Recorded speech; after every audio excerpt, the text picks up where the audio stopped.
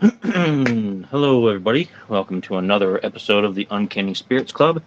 And I'm finally finishing that pick six that I started. I don't know how many episodes ago.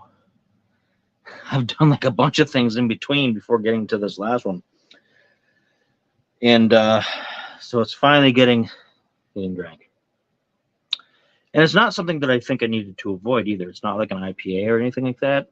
So I don't know. I wasn't feeling the beers, I suppose. But this one should be okay. I think it's going to be pretty mild. We're going to take a look. This is Alaskan Amber. So it's an amber beer, an amber ale. It's alt style ale, whatever that means. Hopefully, it's not terrible. 5.3% alcohol by volume, so not bad. It's by the Alaskan Brewing Company, brewed in Juneau, Alaska. Oh, cool. So it's actually from Alaska, which is cool. Because sometimes, you guys know, a couple times I've gotten these beers and they say, "Oh yeah, authentic German, whatever," and then you're reading this from Indianapolis or something. Like, okay, I guess in the style rather than truly authentic. But this is from Alaska. And the can's nice, nice red and black. And I've liked amber ales before. Don't usually have a problem with them. So we're going to give this a try and see how it treats us. The can is pretty. Yeah, it's a nice red and black. It's a nice ale color. It doesn't look too light. It doesn't look as dark as I usually prefer, but it's not bad looking. Nice bit of foam on it. Let me put the can down. And then, and of course, it's always darker on the camera, as you folks know, than it is here. It's pretty close, though. It's a very dark orangey brown. It's amber color. Definitely very ambery colored. It doesn't look too red. It looks decent enough. Nice bit of foam, bit of carbonation in there. So we're going to see how this treats us. Alaskan Amber Ale.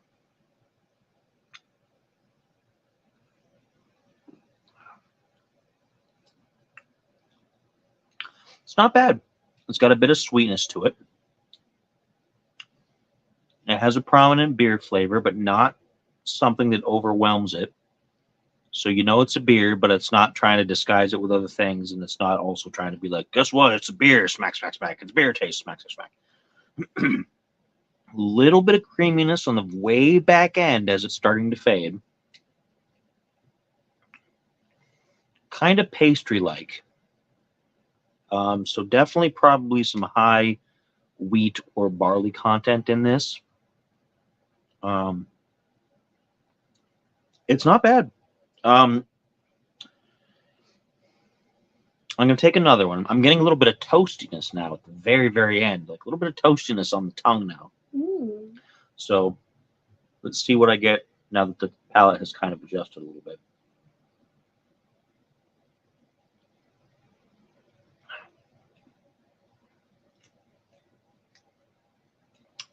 Definitely very bread pastry-like.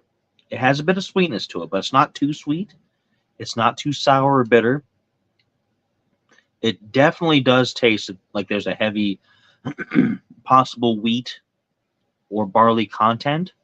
I'm not sure what all they grow up in Alaska as far as, I mean, they could import barley and wheat and things like that and hops and whatnot.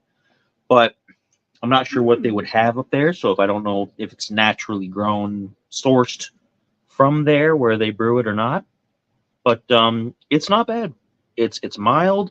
It doesn't bite you too hard because it's not too high on the alcohol by volume. It's not going to hit you real hard to have a couple of these. And I could probably sit and have a couple of these and not feel too bad about it. This might be something that if I saw a 12-pack or something that was priced appropriately, I don't know if I'd mind buying this again, honestly. It's decent enough. It does have a very bread-like flavor. And I'm trying to kind of pick out, it's kind of like the wheat bread that I used to buy from the grocery store. We used to buy a lot of wheat bread, and then for a few reasons we stopped because a lot of times the wheat bread that you buy in the store automatically has a little bit of honey or something in it, whether it says it's honey wheat or not, just to give it a little bit of sweetness because sometimes people find the wheat to be bitter. And the rest of my household is vegan, as I probably mentioned before, so they don't have honey. That's no problem for me, but I'm not going to eat the entire loaf of bread by myself. And it just seemed like the wheat also didn't last as long either. Like it molded faster or something. Maybe it was just the environment that we were in Ohio. We get a lot of white bread now. We freeze most of it so that it doesn't go bad because bread seems to go bad faster than it did when I was a kid. I don't know if it's just Less chemicals. It could be maybe the bread is healthier and that's why. Less artificial things in it. I don't know. I've never really looked deeply enough into it. It's just a phenomenon. And the wheat tended to be even worse as spoiling quick if you didn't eat it fast enough. And sometimes you just don't feel like eating sandwiches and you let the bread sit for a few extra days. So between that and then the prices and things going up, but it does remind me a lot of the wheat bread I used to eat from my local grocery stores. And it's nice. It's pleasant. It's not too heavy. It is heavier than a light beer, clearly, but it's not so heavy that this is going to be a meal.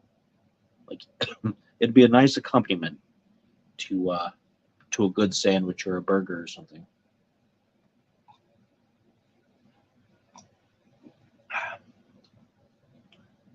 Not bad though. I'm liking it. I like it more than the last thing I reviewed, which I know this is far in the future from that because I posted that one like the day after the night that we drank it. But I like it better than the last beer I drank, which was the Hulk Hogan Real American Lager. Now, there's a couple of reasons for it. That wasn't a bad beer. It was just, I don't really drink lager too much, and there just wasn't a lot of exciting things going on with it. It was just a beer. It was a step above some of the other light beers that I've had, so I didn't feel bad about it. But it's just a beer, you know. And I guess that's fine if you just want to drink a beer and not have to worry too much about flavor or alcohol or whatever. You just say, I want to have a nice beer that tastes like a beer. Well, there you go, the Real American Lager. But this is definitely a step above that. Price-wise, this might even be cheaper than that because 12 packs of Hogan's Real American beer go for about $15 and some change. They're pretty widely available too. I was at the grocery store today. There were stacks of them around. So you can easily find it if you're one of the states that it got released. Ohio's one of them.